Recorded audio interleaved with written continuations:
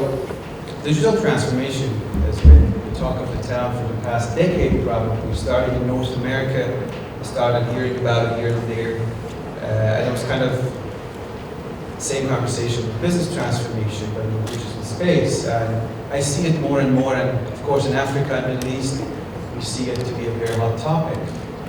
But more and more I see that it turns out, it ends up being a painful process with a very painful result. So I was thinking while working on a presentation, should we even do digital transformation? Do we all need to do that? And if yes, how do we do it? So this is a burning platform. Today in South Africa, I was doing some research, and I saw that 90% of businesses here are facing impediments to digital transformation. There's a lot of appetite. You just hear people sharing a lot of insight. The sense of urgency, you heard in their voices, the points that this country and this continent needs to be transformed digitally because we're falling behind the rest of the world. So looking at the stats, in the whole Middle East and Africa and APAC region, South Africa is last. And there's a lot of lag and there's a lot of gap happening, which means that the businesses will not come here and we're going to be competing against much stronger markets. But what are the impediments here? What are the pain points that we see that the businesses are facing that stops them from digitally transform themselves? Well, in-house expertise is lacking. That's very obvious in a lot of markets, not just unique to South Africa. Data privacy and security concerns. We just heard about it multiple times in the past hour. A puppy is coming. Who's familiar with puppy? Raise a hand. Who's ready for a puppy? 1, 2. Fantastic, 3 people out of probably 150 people. Because the regulation is not clear. Probably the government has, no clear deadline for this. And again, South Africa is not alone. GDPR was a bloody mess in a lot of countries. Still is. Still a lot of people don't know how to treat GDPR. As a company, we're quite compliant with it, but I can see other companies struggling with it. Budget and resources is the first number one culprit. Almost, we don't have the budget to do this, we don't have the budget to do that. Regulations, we talked about that. And alignment and collaboration across the organization, which is a chronic issue in any organization that they grow more than 100 people. You stop communicating, you stop talking to each other. We resort to emails and I told you so messages. Emails turn into disclaimers that leads to conversations. So with this problem, with this much, urgency, what's going to happen? How stressed out we are, and are we setting ourselves, to fail? This is global statistics. It is staggering. 75% of digital transformation projects fail. $900 billion lost last year. IT projects usually fail, but digital transformation apparently wins the ball. And this is really, really bad. And it causes a lot of other problems because you go to a CXO, to a CEO, to a business owner, you talk about digital transformation, and you're like, yeah, but look at this number. So what do? We hit the wall. Should we just keep banging our head against the wall? Better off with digital transformation. We don't want it. We don't want to do anything. Excel is good. Pen and paper. We just have a local database, and we take it as it comes. But it's not going to work. Because if you measure the risk of not doing digital transformation versus the failure of doing digital transformation and succeeding, I would argue that the risk is higher. Yes, the title is Let's Not Do Digital Transformation, but that's the idea. It's like, let's not do it if you're not aware of the risks or the opportunities. So basically it costs more if you not do it. It's more risky. You're going to lose in the long run, even in the short run. Now, of course, we need to digitally transform. But let's start a little bit philosophically. It starts with an introspection. Looking at ourselves, at our organizations. When we are busy with the day-to-day life, sometimes we have to meditate. We have to close the door, probably go out and think, who am I? What am I doing here? Why am I even doing what I'm doing? So let's do that with our companies. Let's have a look at what the company is trying to do. Who are we? What is our DNA? What are we trying to achieve? Why are we doing what we are doing? And out of that, processes will come out. The gaps will come out. The issues will come out. And we will know, do we really need to digitally transform everything? Do we even understand, appreciate what it means to digitally transform? Of course, after introspection, after bringing everybody in the meeting room, in the boardroom, including everybody, not excluding people, not deciding behind the closed doors or discussing things. After that, we have to look at some guiding principles. Let's forget about technology for a moment. Or I would argue for 6 months. If your project is big, do not even think about technology. I represent a tech company. We sell software. We build a large platform that is focused probably mainly on digital transformation for organizations of any size. But every time we go to a meeting, especially meeting a large client, I always say, listen, we're not talking about software. We're not going to name any product. We're not going to talk about any solutions. Because we don't know if at the end of this meeting, you even need the software. You have to just put it in the backside and think about the process. And because organizations today are run by people, and the products or services are targeted at people before the robots take over, you have to bring people into the conversation. What I'm saying sounds obvious, but in practice, in the past 20 years, I've seen that we tend to forget about people from day one. We want to buy software, throw it until one of them sticks. Either they work, or there's a lot of disappointment in terms of change, in terms of budget, in terms of other things. Everybody hates the IT department hates everybody else. It doesn't work, this dynamic doesn't work. So what is missing? Now, the next thing will be that to consider that the digital transformation is not a project. It doesn't have a term. It's not like, okay, we're going to start today, we're going to be digitally transformed in the next 6 months. No, technology is always faster than you. So look at it as a long-term mandate, as a long-term commitment, a program that will start changing the culture, changing how we look at our business, and then where we want to go, and with that, what software and what technology we need to take us there. It's mostly about people, if not all. We have to have people, our own people, or people we're serving, at the center of the conversation. We need to ask them, we need to bring them on board. I was in a meeting, and it was a digital transformation project, of course. And I didn't see the HR manager, the head of HR. I asked for them. And the head of sales was wondering, why do I look for the head of HR in a kind of sales and marketing project? I said, because that's the person, that lady will make the change happen. She will have the buy-in, training, onboarding, everything. She's in charge of your culture. I'll sell your software, you implement it, no one's going to use it. You're going to end up fighting a bunch of people. You enjoy the conversation. Because it is about people. Communication, another big missing point in any conversation, I believe. I would argue 90% of our conversations in business means proper means of, misses proper means of conversation and communication. Sometimes we don't express what we want. Sometimes we don't even know what we want, so we cannot express it. So we have to go beyond the silos of our own department. It's not an IT conversation. It's not a sales conversation. It's not a marketing conversation. It's cross-departmental. We have to bring everybody on board. Biggest obstacle, usually in any kind of project, not this one, is fear. Again, because we're dealing with people. Fear is our biggest obstacle in our day-to-day lives, including digital transformation initiatives. Am I going to be relevant? Are you automating what I'm doing manually? Do I need to learn more and work more?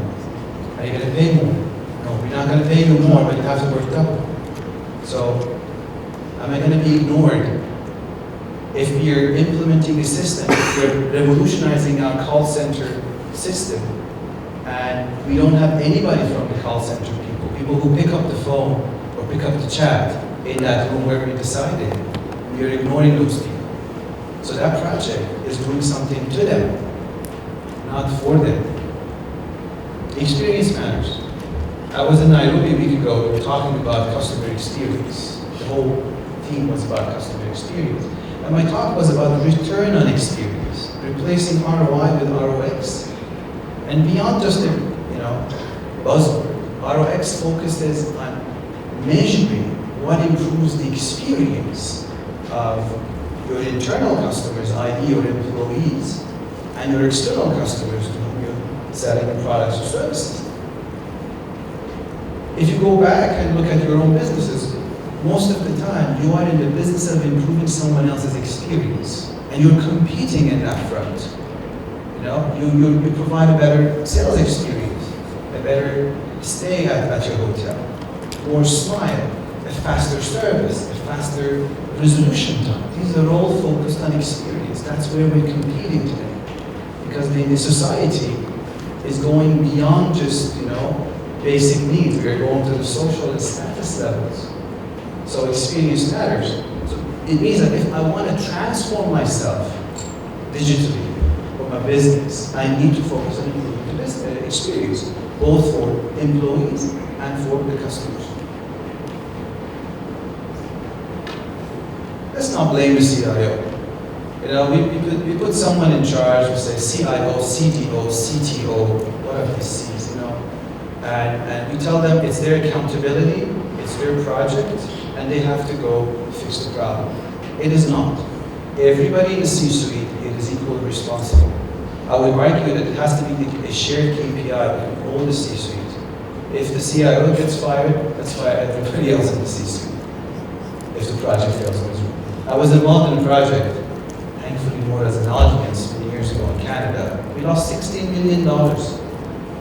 1 2-year project. It was awful. Nobody got fired. So, opening a few fronts. We get excited, we get the budget, we want to change everything. In 6 months, we're going to digitally transform the entire building, all the departments. And nobody comes and asks and says, we don't even know how these departments work with each other.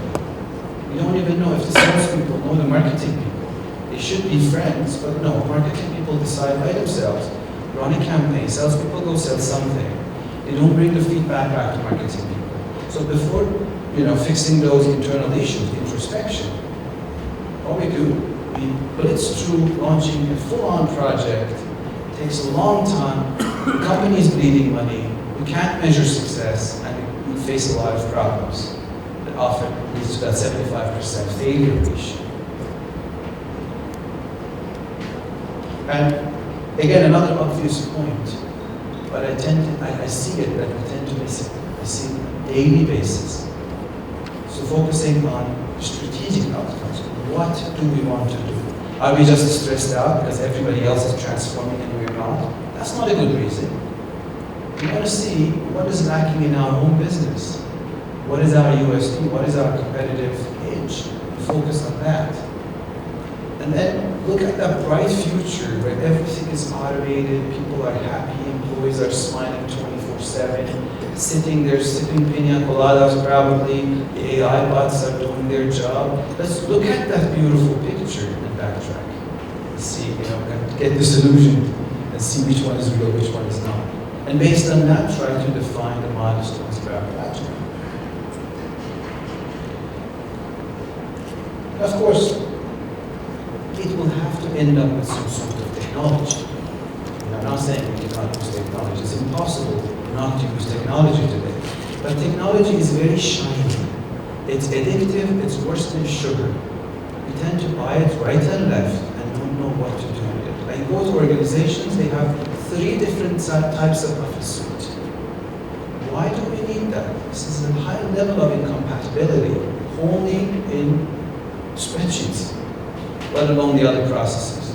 So we keep buying, that's not good.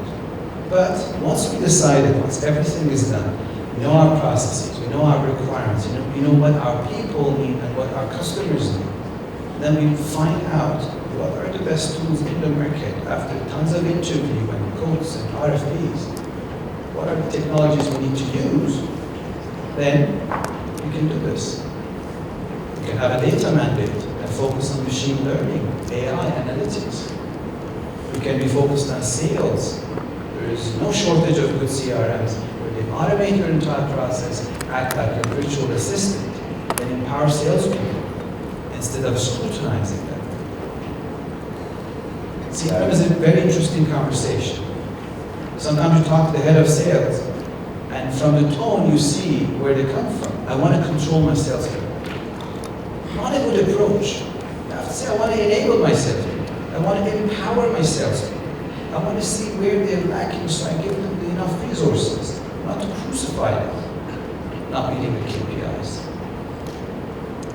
Customer experience, again, it is probably as important as the digital transformation itself, because at the end of the day, whatever you do is going to be consumed by people.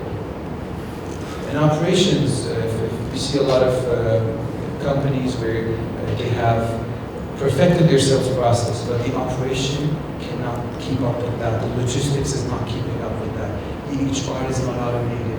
So you can use a lot of business process management platforms and applications. And nowadays, thankfully, you don't even need to program. There are a lot of tools for low code and no code. In fact, I'm going to talk about a case study around past noon, probably, that how one organization saved around $670 million in cost automating low code platforms. So, this is the conclusion, basically. Yes, I started with let's not do this, but you get my point that I'm saying let's do this, but with the lights on. Because, again, every day I see a lot of pain in organizations of different sizes, small or big, with high levels of intelligence, expertise, and experience. But they set themselves a failure. And the solution is usually right there. There's nothing elusive. So, that's it. I'm going to talk about just a little about our company. Who heard about Zoho before? Oh, this is very good. I hope some of you at least are Zoho users. So a quick touch on that, and then I want to just finish as fast as possible so we can kind of talk and probably answer some questions. We're a 23-year-old company, fully bootstrapped and profitable. It's private. There's no VC funding. Started probably in the garage by 5-6 people. Now today we have more than 8,000 people working for us. Most of these people, I can say 90% of our team is either engineers or support people. We care about customer experience. I can't claim you're perfect at it, but we're aiming at perfection. We started with a bunch of cloud-based apps when cloud was not a thing and people were not sure about internet. But today we have a platform of 45 apps. Together, it allows you to run your entire business in the cloud. And we have clients of who are as small as one user, solopreneurs, so someone sitting at home and trying to make a change, or companies of 15,000, 16,000 users that are running on Zoho. We ourselves are one of our biggest clients. We say Zoho runs on Zoho. It's a testament that the software works. We test our own software. We have presence in almost every country, either through offices or partners. Actually, right at the right side of the door when you leave, you see our sign. They're our key partner in the market, Cloud City. If you have any questions, please go to them. You can find me there as well. Now it's your turn to probably go back today and ask. And I'm sure most of you are asking this question. Do we need to do this? What are the risks? What are the pitfalls? And how we should do it? Let's not let the excitement and anxiety decide for us, because it's definitely going to